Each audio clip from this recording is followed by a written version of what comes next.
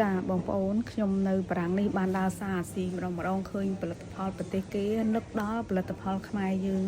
បើសិនជាយើងអាចនាំចេញបានដូចគេមិនដឹងថាវាល្អយ៉ាងណាទោះថាយើង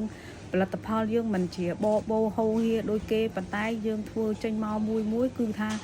គុណភាពហ្មងដូចជាអង្គហើយនឹងម្រេចមកដល់ខាងប៉ែកអឺរ៉ុបនេះគឺគេល្បីរបស់ខ្មែរយើងហ្មងហើយរាល់ថ្ងៃឃើញស្វាយឃើញមិនថាស្វាយមិនថាផលិតផលអីផ្សេងទេគឺភាគច្រើនរបស់យើងចេញមកគេហៅថាមានជាតិណាហើយវាដូចថាច្បាស់ឆ្ងាញ់មុតអីអញ្ចឹង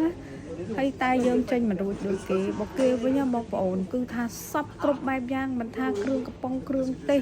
បន្លែប្លុកត្រីសាច់គឺគេអាចនាំចេញមកប៉ែកអឺរ៉ុបនេះបានយ៉ាងស្រួលហើយដល់ទៅពេលអញ្ចឹងគេហៅថាប្រជាជនគេក៏មានអាកម្លាំងក្នុងការធ្វើអាឡែងគេហៅថាអីគេសិប្បកម្ម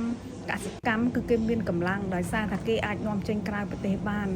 សូម្បីតែស្ពៃខ្មៅម្ទេសឬក៏អីក៏ដោយក៏ថាគេចាញ់បានគ្រប់មុខហើយដល់ទៅពេលយើងនេះវិញខ្ញុំឃើញហើយគេហៅថាមិនជាអ្នកស្អប់ខ្ពើមិនគ្រាន់តែថាមិនចូលចិត្តកិច្ចតាំងពីសក់ខ្មែរឥឡូវមកដល់នេះក៏វាជួបទៀតហើយឥឡូវកិច្ចធ្វើមិនទៀតម្ដងនេះហើយពេលខ្លះនេះតម្រូវការនេះទៅតែប្រហិតត្រីក៏គេមានយកមកបានដែរណាហើយនេះគឺសមជូរយួនគេទៅណាយួនគេប្រកែរលុយនេះ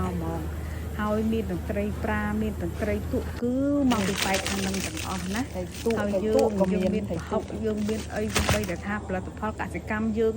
ក៏រសជាតិយើងឆ្ងាញ់ជាងរបស់គេដែរខ្ញុំនិយាយត្រង់ដូចជាការ៉ុតត្រីប្រាហើយមួយតែស្រស់រោខាងមណ្ឌលគិរីយើងគឺញ៉ាំទៅមានជាតិផលិតផលខ្មែរយើងដាក់មកវិញនេះគឺមានជាតិទាំងស្វាយទាំងអីបើសិនជាយើងអាចនាំចេញមកក្រៅប្រទេសបានដូចគេអើយនិយាយមែនចាវ៉យសលេងហើយចង់អួរដើមកថារបស់យើងវាល្អហើយប៉ុន្តែយើងមិនអាចនាំចេញបានដូចគេសុំគ្រប់មុខសូម្បីតែសាច់ប៉ាតេសាច់អីក៏ដោយបងប្អូនម៉ាសានេះភាគច្រើនគឺមកពីខាងយួននឹងតែម្ដងនេះគឺប៉ារីស្តអញ្ចឹងហើយនឹងនៅខាងស្វីសដែលខ្ញុំធ្លាប់ទៅនៅខាងស្វីសក៏ប្រើរបស់ខាងយួននឹងច្រើនមែនតើបើសរុបទៅគឺប៉ែកអឺរ៉ុបនឹងហ្មង